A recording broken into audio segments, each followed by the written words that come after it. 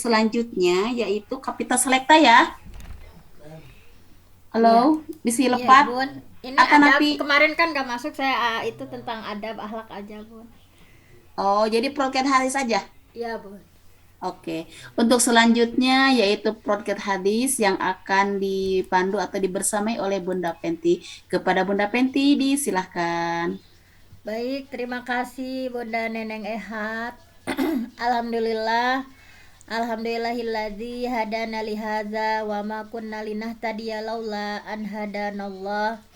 Asyhadu an la ilaha illallah wahdahu la syarikalah wa asyhadu anna Muhammadan abduhu wa rasuluhu alladzi la nabiyya ba'dah. Alhamdulillah dalam kesempatan subuh yang penuh berkah ini kita semua masih diberi kesempatan oleh Allah untuk mengikuti kajian subuh. Terima kasih kepada Bunda Pupu Mas Pufa yang sudah memandu tilawah kita hari ini. Alhamdulillah ya, untuk hari ini kita bisa sama-sama berkumpul lagi nih. Untuk hari Ahad biasanya Kapita Selekta, namun karena hari kemarin saya nggak masuk ya, jadi yang pembahasan hari kemarin kita bahas hari ini tentang adab atau tentang akhlak. Dan untuk hari ini sebetulnya bukan sesuatu yang aneh ya, tapi ada bagi yang sakit, juga ada bagi yang menjenguk itu mesti seperti apa di dalam Islam. Nah, baiklah, saya akan share screen terlebih dahulu. Nah, ini bahasan kita hari ini yaitu adab bagi orang yang sakit juga yang menjenguknya. Nah, mari kita awali dari adab yang sakit dulu ya. Nah, jadi bagi yang sakit, nah, karena yang sakit itu dia sedang mendapatkan musibah ya. Pokoknya yang sakit ataupun yang sedang mendapatkan musibah itu baik dirinya maupun anaknya atau ya keluarganya, nah atau sahabatnya dan sebagainya. Nah, ketika sakit itu dalam Islam harus mengganti ucapan aduh ya, misalnya aduh aduh. Nah, ketika sakit itu ya, nah itu diupayakan tidak aduh Allah ya kalau dalam Sunda, jadi tidak mengaduh tetapi diganti untuk mengekspresikan rasa sakit itu dengan berzikir kepada Allah gitu ya. Memperbanyak istighfar, astagfirullah, astagfirullah gitu ya, memperbanyak ta'abud, beribadah kepada Allah gitu. Nah, karena ini adalah teladan dari salafus salih kita ya, rahimahullah. Dan mereka itu seperti itu gitu ya, tidak pernah mengeluh kepada manusia. Misalnya kan kalau kita mah kalau sakit kepala juga aduh ya ini riet pusing apa gitu ya, sakit perut misalnya. Nah, para salafus salih itu tidak mengeluh pada manusia ya, karena sesungguhnya memang sih mengeluh itu bisa membuat agak sedikit nyaman gitu ya kalau di kita misalnya kalau kita lakukan aduh ini teh gimana ya saya teh sakit anu gitu ya panjang lebar. Namun hal itu mencerminkan kelemahan, mencerminkan ketidakberdayaan. Nah, sedangkan kalau kita bersabar gitu ya, bersabar ketika menghadapi kondisi sakit tersebut, maka ini menunjukkan pada kuatnya pengharapan kita sama Allah dan menunjukkan kemuliaan kita. Nah, kalau para sahabat mah dulu sampai ada yang buta ya, buta puluhan tahun itu orang-orang sekitarnya nggak tahu gitu bahwa dia itu buta gitu, saking menutupi, tidak mau mengeluh, tidak mau diketahui orang-orang lain gitu ya. Nah, tetapi kalau kita misalnya sedikit hal yang sepele saja mungkin sakit gigi atau apa juga kita mau udah rame gitu ya, tahu orang-orang teh. Nah, selanjutnya di sini juga di antara adabnya bagi orang yang sakit sebetulnya boleh sih mengadu, tetapi mengadunya bukan karena dia berkeluh kesah, tetapi mengadukan penyakitnya kepada orang yang terpercaya kayak dokter misalkan ya, bahwa dia itu sakit seperti ini, yang apa yang dirasakannya seperti ini. Jadi boleh sih mengadu, selama mengadu itu bukan karena kesal atau bukan karena kita itu berkeluh kesah. Nah, seperti itu.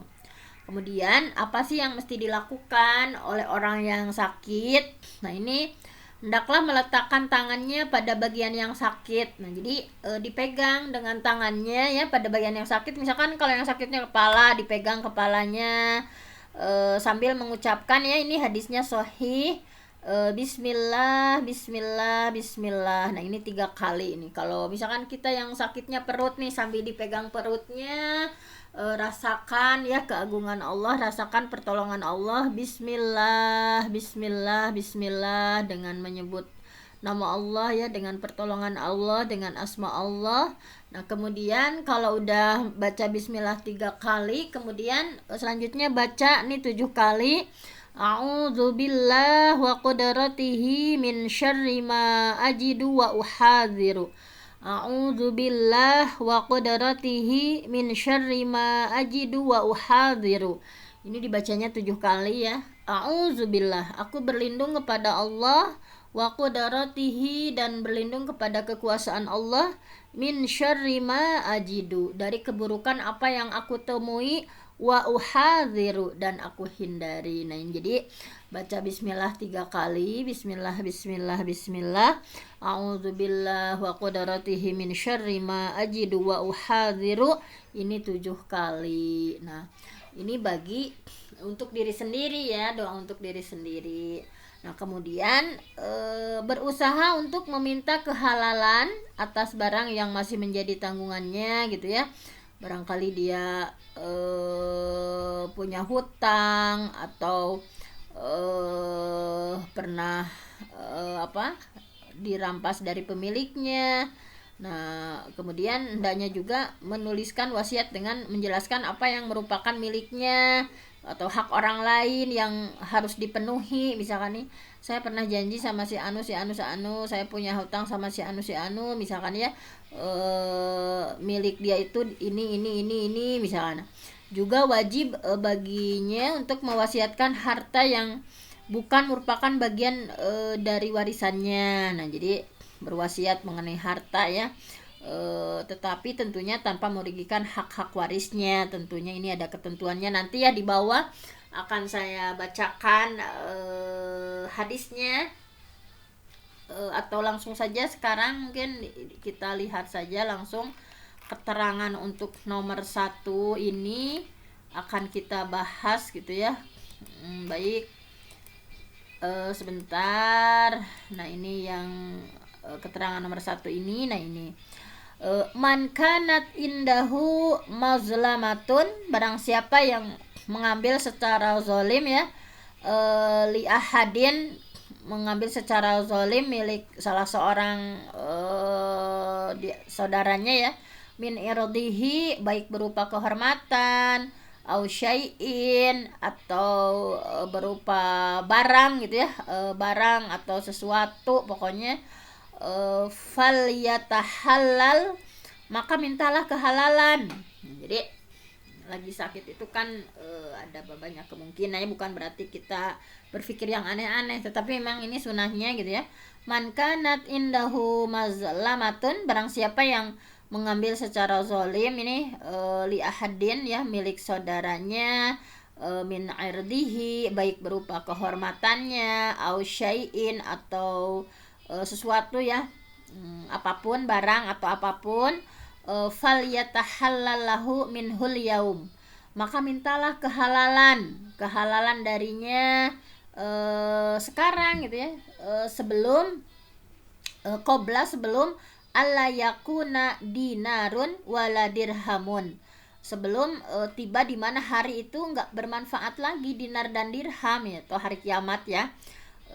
In kana lahu amalun salih ukhidha minhu. Nah, jadi kalau nanti mah kalau tidak minta dihalalkan, jika dia punya amal soleh ya, maka amal solehnya itu akan diambil sesuai dengan kezalimannya. Ukhidha minhu, akan diambil sesuai dengan kezalimannya, biqadari mazlamatihi ya, sesuai dengan kadar kezalimannya. Wa illam takun, dan jika ia tidak punya amal soleh,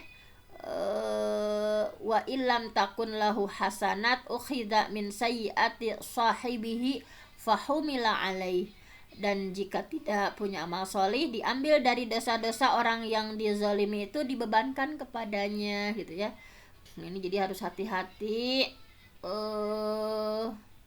Kalau kita nggak punya amal soleh lagi, kita bangkrut. Dosa-dosa yang kita zolimi itu akan dibebankan pada kita gitu. Makanya itu harus hati-hati gitu ya.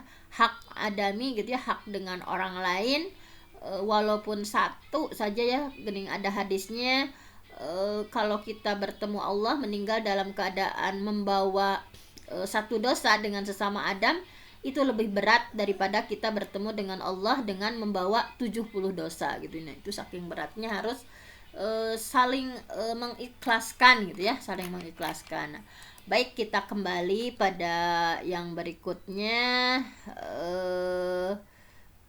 Nah, ini tadi baru sampai sini ya. Jadi meminta kehalalan atas barang yang masih menjadi tanggungannya, barang yang menjadi hutangnya, atau yang pernah dirampas dari pemiliknya dengan cara zalim gitu ya. Hendaklah menulis wasiat dengan menjelaskan apa saja yang menjadi miliknya, kemudian hak-hak manusia yang harus dia penuhi, misalkan dia pernah berhutang ke sini atau dia pernah pinjam tetapi belum dikembalikan, juga wajib baginya untuk mewasiatkan harta, tetapi yang bukan merupakan bagian dari waris ya.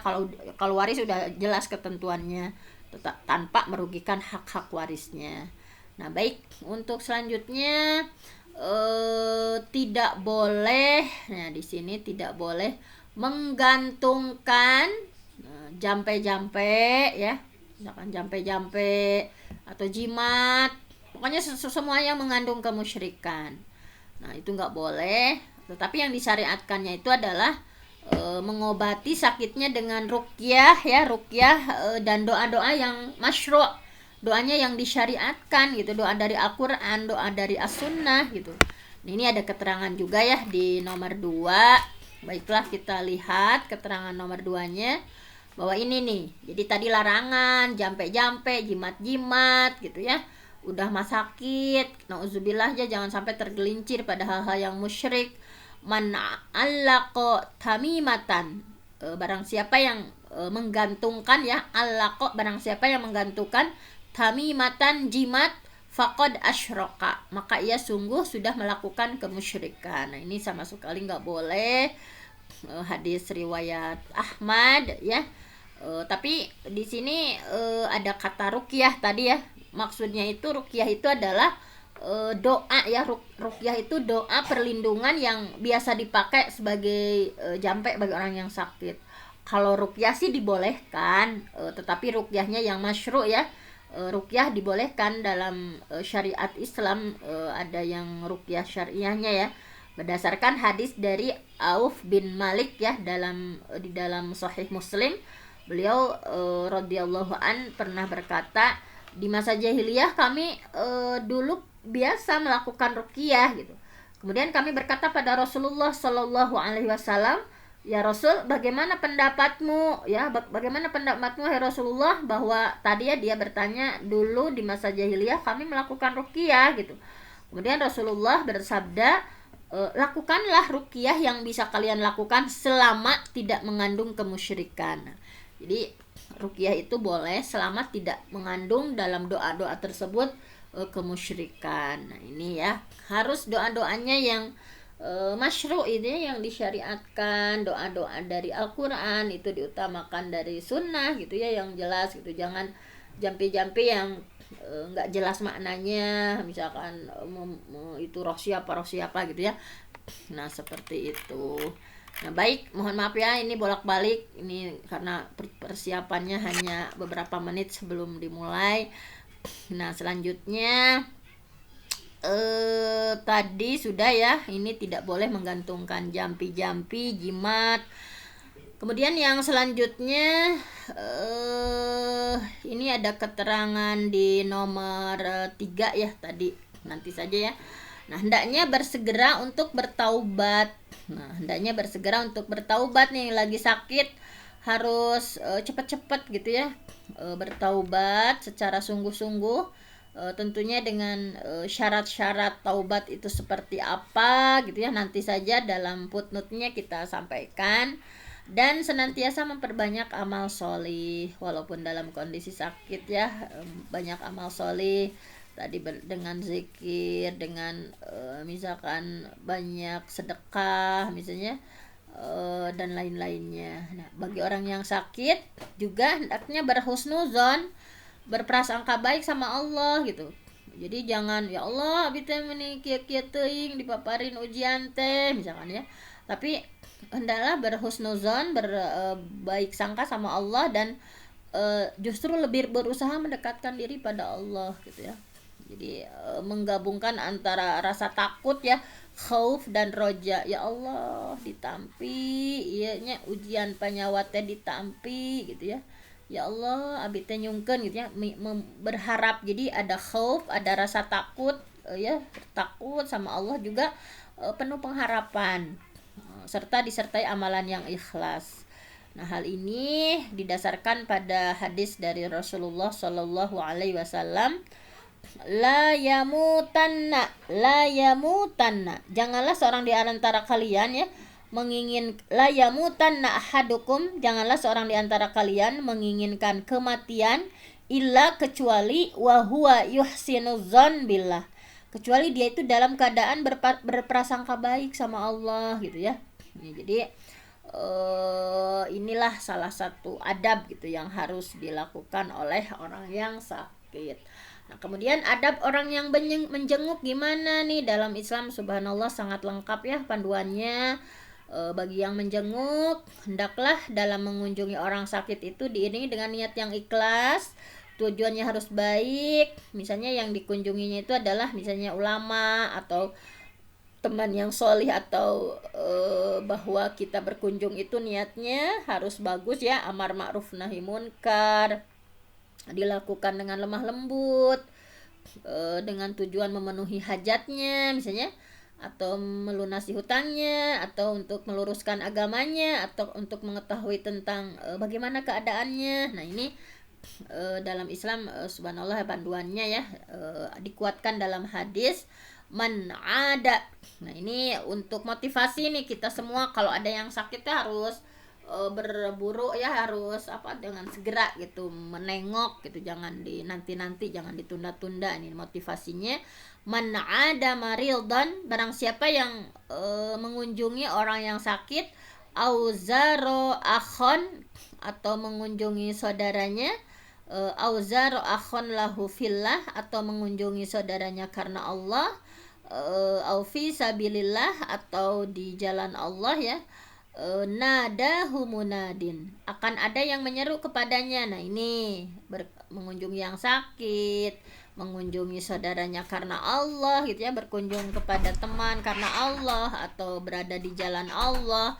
Nah, ini nadahu munadin, akan ada yang menyeru kepadanya, bi antibata wa taba mamsyak, ya menyuruhnya gini, tibata, engkau sudah berlaku mulia, wa taba mamsyak, dan mulia pula langkahmu ya, wa tabawwa'ta minal jannah manzilan, serta engkau akan menempati rumah di surga. Nih subhanallah ya, bagi yang mengunjungi orang sakit ya, ini pahalanya subhanallah. Jadi akan dipanggil ya oleh seorang ya malaikat, tibata, bahwa engkau itu udah berlaku mulia, wa taba mamsyak, dan langkahmu juga mulia, wa tabawwa'ta minal jannah manzilan, dan kau akan menempati rumah di surga. Nah, mudah-mudahan ini semakin bersemangat ya kita untuk ketika ada yang sakit itu menengok, atau ke saudara gitu ya,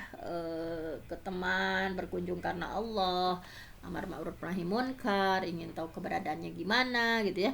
Kemudian hendaknya memperhatikan situasi dan kondisi yang sesuai ketika hendak menjenguk. Jadi jangan sampai memberatkan ya orang yang dijenguk. Waktunya harus tepat. Misalnya apalagi kalau dirawat di rumah ya, minta izin dulu, kan sekarang ada HP Jangan tiba-tiba aja gitu ya, tiba-tiba misalkan ini minta izin gitu ya, kemudian mengetuk pintu dengan pelan, misalnya menundukkan pandangan, godul basor, kemudian menyebutkan perihal dirinya. Nah ini sebelumnya kan udah tahu adabnya ya dari sejak keluar, ini nih saya Fenty mau berkunjung gitu ya, dan tidak berlama-lama, karena kalau kita berkunjung sama yang sakit lama-lama itu bisa membuat mereka lelah gitu ya. Nah itu kecuali kalau memang diharapkan kita menemani, misalnya membuat dia lebih tenang misalkan, atau seperti apa, itu tergantung kondisinya. Hendaknya orang yang menjenguk mendoakan yang sakit dengan kesembuhan dan kesehatan ya. Ini doanya salah satu doa yang disunahkan ya, kalau Rasulullah itu kalau mengunjungi orang yang sakit, idza dakhala ala man ya'udu, apabila beliau mengunjungi orang yang sakit, qala, beliau berkata, ini doanya, la ba'sa tahur insyaallah, la baksa gitu ya, nggak apa-apa gitu, nggak apa-apa gitu ya kamu teh. Jadi ngasih motivasi, la baksa, nggak apa-apa, tohur insyaallah gitu ya, tidak mengapa, semoga sakitmu ini membuat dosamu bersih, insyaallah. Nah ini ya diantara kalau kita menjenguk, la baksa tohur insyaallah. Kemudian juga selain membaca doa tersebut, mengusap bagian yang sakit gitu ya dengan tangan kanan dan sambil mengucapkan, misalnya ini yang kita tengok itu sakitnya di perut. Kalau tadi mah yang di awal bismillah bismillah a'udzu biizzatillah wa qudratihi min syarri ma ajidu wa hadiru mah doa yang sakit untuk dirinya. Kalau ini mah yang menjenguk ya, orang lain mendoakan orang yang sakit, ini doanya gitu ya, sambil mengusap bagian yang sakit, misalnya kakinya sakit, kita pegang, Allahumma ya Allah rabban nas, pemelihara manusia, adhibil ba'sa, hilangkan penyakit ini, washfi, sembuhkanlah, antas syafi, engkau itu maha penyembuh, la shifa'a, tidak ada yang bisa menyembuhkan, illa shifa'uka, kecuali ya, kecuali hanya kesembuhan darimu, syifaan la yugadiru saqoman, kesembuhan yang tidak meninggalkan penyakit. Nah ini ya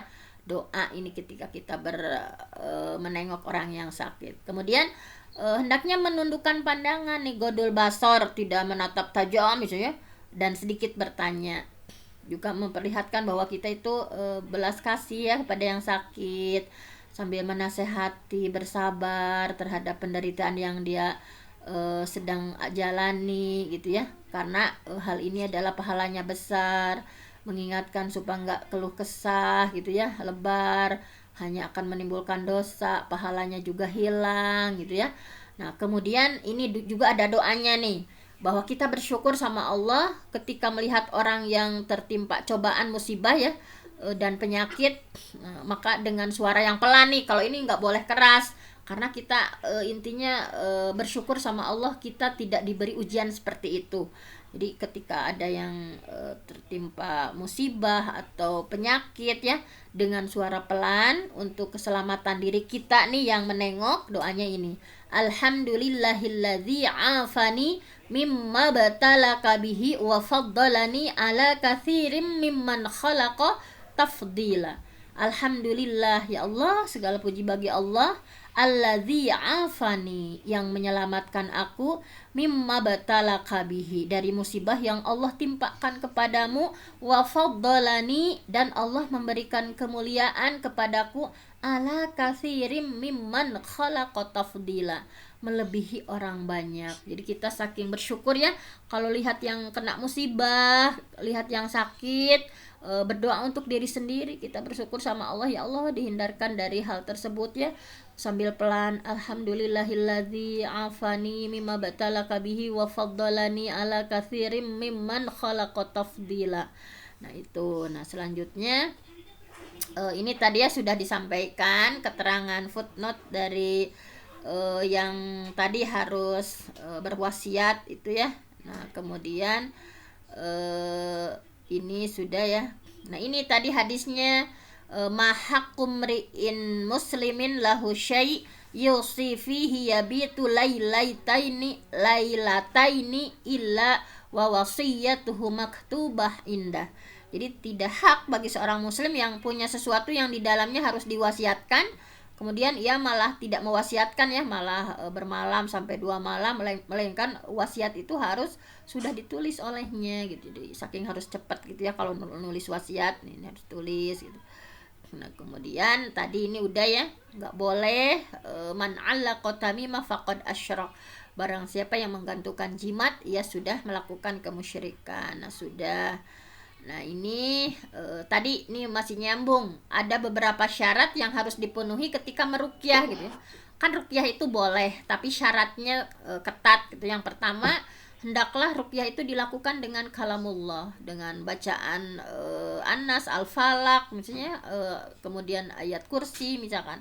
Hendaklah dengan kalam Allah atau namanya, nama Allah gitu ya. Sifat-sifat Allah atau doa sahih yang diriwayatkan dari Rasulullah pada penyakit tersebut. Bismillahirrahmanirrahim la yadurru ma'asmihi syai'un fil ardi wala fis sama wa huwas samiul alim. Jadi dengan masyru' gitu.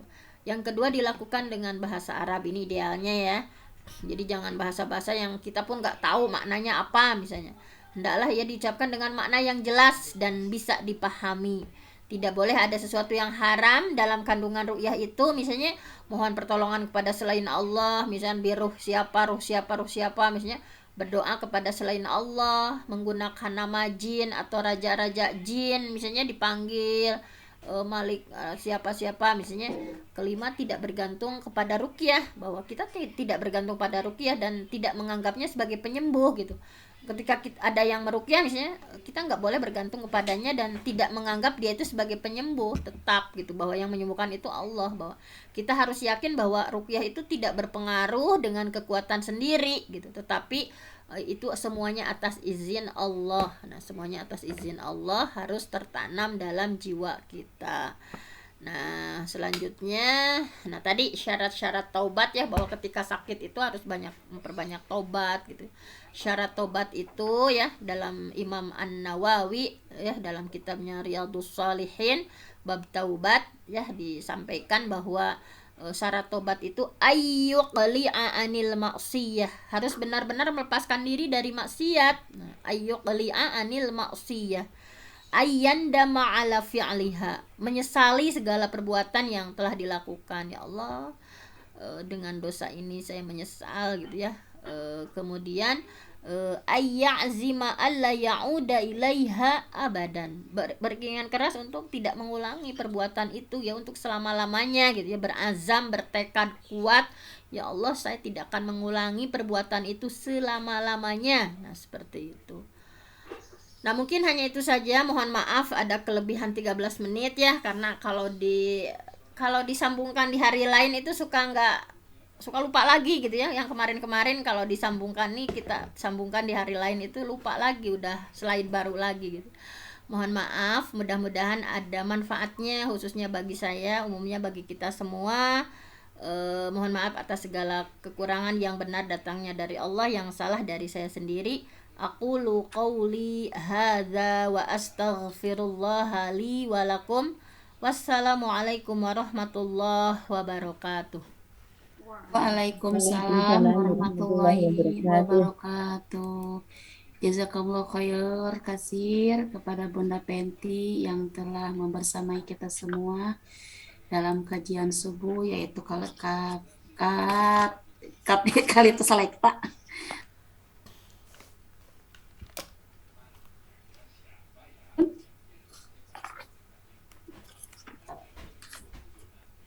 Menengok orang sakit. Ya, menengok orang sakit ya. Pada intinya ketika kita menengok orang sakit itu sudah sepantasnya memberikan doa yang terbaik, dan juga memberikan motivasi serta semangat agar tidak merasa dirinya yang paling sengsara, dirinya yang paling sakit. Ya harus memberikan motivasi lah, agar apa ya, agar semangat, agar tidak merasa terpuruk, agar tidak merasa dirinya yang paling sakit. Mungkin ya, di samping kita memberikan doa-doa yang terbaik kepada saudara-saudara kita yang ketika tengok dalam keadaan sakit. Bapak dan Ibu yang dirahmati Allah Subhanahu wa taala, alhamdulillah kajian subuh pada kesempatan ini telah sama-sama kita selesai laksanakan. Mudah-mudahan apapun yang kita laksanakan pada pagi ini, mulai dari ngaji, tilawah bersama, terus pemberian ilmu-ilmu yang disampaikan oleh Bunda Penti senantiasa memperkaya dan memperluas hasanah keilmuan bagi kita semua, dan mudah-mudahan Allah senantiasa memberikan keberkahan kepada kita semua, dan juga mudah-mudahan kita semua diberi usia yang panjang dalam keadaan sehat walafiat sehingga kita bisa mengikuti kajian-kajian untuk selanjutnya insya Allah di esok hari. Mohon maaf atas segala kekurangannya. Marilah kita sama-sama membacakan istighfar 3 kali, doa kafaratul majlis, serta hamdalah. Astagfirullahalazim, astagfirullahalazim, astagfirullahalazim. Subhanakallahumma wa bihamdika asyhadu an la ilaha illa anta astaghfiruka wa atubu ilaik. Walhamdulillahi rabbil alamin. Mohon maaf atas segala kekurangan dan kehilafannya. Billahi taufiq wal hidayah. Wassalamualaikum warahmatullahi wabarakatuh. Waalaikumsalam warahmatullahi wabarakatuh. Terima kasih Bunda Neneng Ehat, Bunda Pupu, dan Bunda Penti serta semua partisipan semua. Saya izin menutup ruangan. Assalamualaikum. Waalaikumsalam warahmatullahi Wabarakatuh.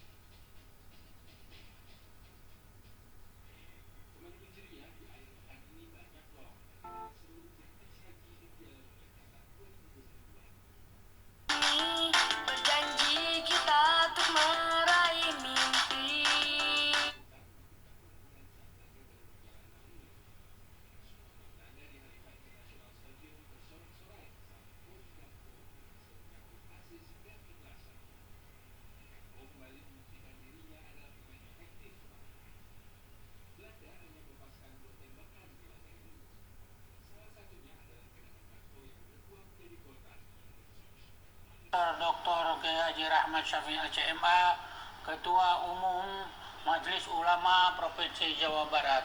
Atas nama pribadi dan seluruh